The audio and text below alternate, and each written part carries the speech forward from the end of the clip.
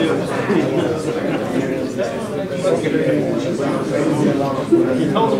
warm welcome for everyone tonight. Thanks very much for making the effort to come here tonight. Without any further ado, I'm going to hand you over to Mr. Raymond Whitehead, who is the proud founder of his new political service, Direct Democracy Ireland. We're the first political party in the history of the state that is talking about giving power back to the people. When I got mad about 4 years ago and I decided to start this, I drew on my experience of having lived in Switzerland when I was younger. Politicians are there as civil servants to get on with a job, and if the people don't like what they're doing, they have the final say, the people of that country. They can call a referendum. The founding fathers of the Irish Free State gave the people of Ireland the power of referendum. And under the first constitution, you needed 70,000 signatures to call a referendum. The second constitution was drawn up, and in that constitution was inserted that the government retain the right of referendum. Any changes that have been made to the constitution, those changes remained in the second constitution.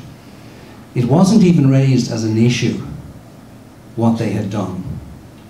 We actually never gave them that right to take that out of the constitution in the first place. They never had the right to retain referendum for themselves in the first place. We are actually a very wealthy country. We have huge resources. We have oil, gas, lead, zinc. We have the biggest zinc deposits in the world. I only discovered that tonight. We have the biggest zinc deposits in the world. We have massive oil and gas reserves. So we need, as a people, to take back our country. We need to take back our resources. They are ours. They belong to us. They've been given away without any reference to you. Anybody ask you whether we should give away our oil and gas for free? No. There's nothing revolutionary about this other than the effect it will have on this country. That you will have a voice, you will have the ability to call a referendum. The government will not be able to have secret meetings in the middle of the night and sign away the future of your children and your grandchildren. This system is broke. Like the decisions that they're making up the door, even just what happened there during the week, that debt wasn't ours. But yet they put it on our kids. Not alone, if they would deal with me straight up and put it on me, it wouldn't be so bad, but they put it onto my kids, which I'm offended by that. But yet, he was able to hand over 30 or 40 billion for a debt that we don't owe. I mean, there's something wrong here. Like, what way are our politicians treating us? Do they think we're a bunch of idiots? By supporting Direct Democracy Ireland, you are taking back the power and taking it away from the corrupt system that's there. And if you support Direct Democracy, you're putting the power back in the people who deserve it. You, the people of Ireland. Thanks very much.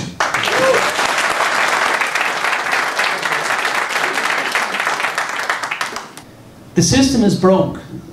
There's no other way to say it. The system is broke. It doesn't work. Well, it does. It works for the few. Doesn't work for the many, though. It works for the few and far too few. And most of them aren't even Irish. It works for our European corporate partners. So we have to change the system. We have to change it back to what our forefathers left for us as a safeguard. And we have to trust them. You don't have to trust Ben Gilroy. You don't have to trust DDI. And that's why it's a movement of the people. That's why it was great to come down here to Waterford. But these meetings are taking place all over Ireland. So you rejoice in the fact, you know, and it's a people's movement. So you among yourselves will decide who will go forward. You among yourselves will decide if you're happy with that person or not. And you will have the power to make changes. You know, get rid of that person if he's not doing the job. And you'll be telling him what to say. He'll be speaking for you. And that's the way it should have been. And the banks aren't getting another cent. Anglo-Irish Bank is not getting another cent of our money. And any bank coming to us looking for more money is going to have to show how they're going to impose losses on their junior bondholders, on their senior bondholders, and their other creditors before they come looking to us for any more money, not another cent. that's just a little reminder of what politics means to me. You know, you get this sort of nonsense, and then I don't know if it's the fluoride in the water or something that happens in our memory, but we forget. But what most people probably don't remember is this one here by Noonan. Now remember, he's Minister for Finance, okay? The government failed to guarantee a burden sharing arrangement for non-guaranteed bank debt. So I must just add, this is just before they got into power, okay? And he's explaining about the shame of bailing out bondholders. Part of the bailout arrangements. Ireland's commitments on sovereign debt must be honoured in full. Ireland's commitments on debt under guarantee must be honoured in full. What legal or moral compulsion is on Ireland, however, to honour in full debt incurred by Irish banks when there was no state involvement in the arrangements.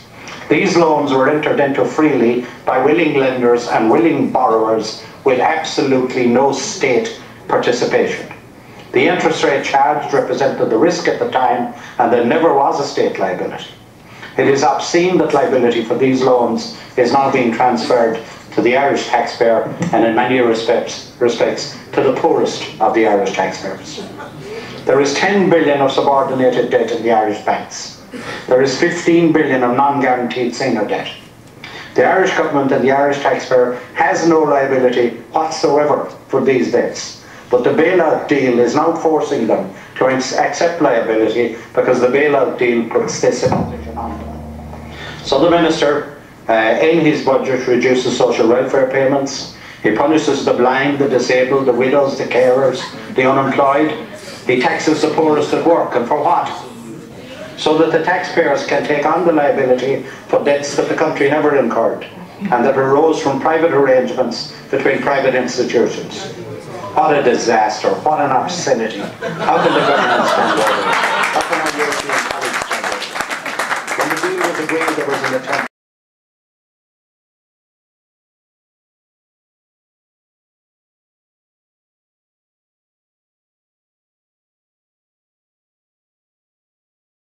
One, what the government did on the original bailout is against international law. It's called an odious debt under international law. We would suspend all interest and capital payments pending an international legal review. Now that's very, very different from reneging on the debt.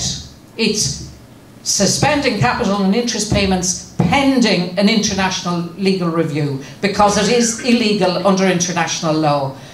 And all contracts signed in the disposal of state assets as a result of that odious debt would be suspended pending the outcome of the legal review. Where there was corruption involved in the disposal of state assets, there would be a legal review.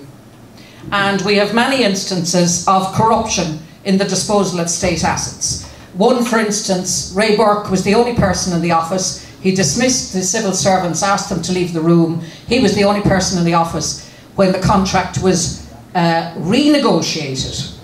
So there are many contracts in Ireland which would have to be legally reviewed.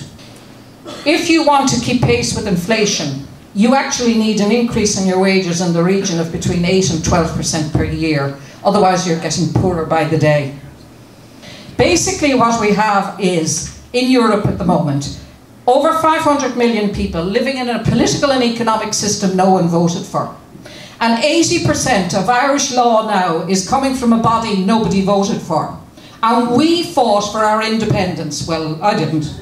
But people did, and people died for it. And yet we're quite happy or content to accept 80% of our laws coming from a body nobody voted for. In fact, you've 27 countries have accepted a political system that makes Zimbabwe and China look democratic. So Noonan thinks he's successful in getting people to buy their bonds, but because it's a currency war and because they're pumping internationally all this money into bonds, it's just like the housing market. It's going to collapse. The interest rates that our government have agreed to pay interest only for X number of years and then they pay the capital, they could end up paying 15 or 20% on those bonds. We're in a disastrous situation. This is a crime against humanity, nothing more. And you're going to be on the tail end of this as well. It's hitting the people in countries who have very little disposable income first, but it's going to hit you just as hard, but just as bad. Now, In the early 2010, I realised through my hard experience what was happening. And I wrote a paper for the government when Lenihan was Minister of Finance. I could see what was coming down the track. And at the time we had 21 billion in the pension fund and we had 47 billion in the bank. And I wrote a paper because I knew they're printing this so much it's worth nothing. The purchasing power is dropping like a stone, right? I wrote a paper suggesting that they issue silver and gold coins and let the Irish people buy them to protect their purchasing power. And that no value would be like, that's $1, but they wouldn't put €2 or €5 on the coin. They'd put no value on it. The coin would be based on weight. So as the value of that coin increased, you, holder of the coin, would benefit from the increase, not some banker. Because what happened before, when the silver price went up, they took all the coins out of circulation. The bankers took them all out of circulation. They melted them and they put the profit in their pockets. So this way, I was trying to guarantee that the profit would go into your pockets and not some banker, right? But obviously it didn't happen. They gave 17 billion to the banks of your pension fund. There's only 5 billion left. They took the 47 billion that you had in the bank and they gave that to the bank as well. If they'd actually done that, they'd now have about 130 billion, roughly 130 billion